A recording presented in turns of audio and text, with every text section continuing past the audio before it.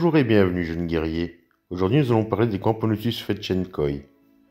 Comme tu peux voir, ma colonie s'est vraiment bien développée. Je suis content de cette année. Elles vont bientôt partir en diapo, c'est pour ça que je vous les montre. Malgré qu'il y a pas mal de nouveaux couvains, une nouvelle ponte, je suis vraiment étonné. Par contre, j'ai eu la surprise de voir que j'avais des majors maintenant. Pourquoi je vous dis que j'ai la surprise? Parce que je ne regarde pas souvent à l'intérieur des nids. Je laisse un maximum mes colonies tranquilles. Et c'est ce que je pense que tout le monde devrait faire. Ça aide la reine à pondre, à être moins stressée, etc. Comme vous pouvez voir, il y a une quinzaine, vingtaine de cocons encore à ouvrir. Je vais attendre que ceux-ci soient ouverts pour les mettre en diapose. Comme vous pouvez voir, les majors, ils sont vraiment incroyables. Ils sont franchement énormes par rapport aux minors.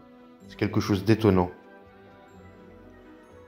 Vous voyez, il y a bien une petite centaine d'ouvrières maintenant. Je ne les ai pas comptées, je vous avoue, mais d'estimation, je dirais une petite centaine. Regardez-moi ça, un petit média aussi. C'est vraiment impressionnant le polymorphisme de cette espèce. C'est pas une espèce facile pour débuter, mais elle n'est pas trop compliquée non plus, tant qu'on respecte la température de maintien et une humidité constante. Ici, je n'ai pas humidifié mon nid pour que vous ayez de belles images, sinon il y aurait de la condensation.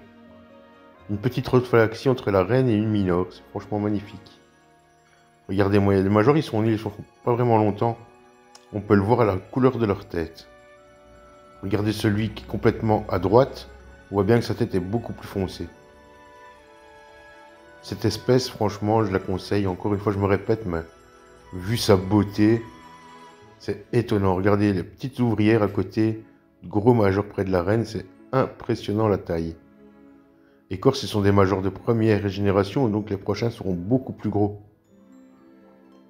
Franchement, c'est une espèce que j'adore. Sur ce, les amis, il me manque juste 12 abonnés pour lancer le concours. Donc si tu n'es pas abonné, n'hésite pas à t'abonner. Mettez votre plus beau pouce bleu pour cette espèce. Nous allons faire un petit tour dans leur ADC, comme vous pouvez voir, c'est le désert.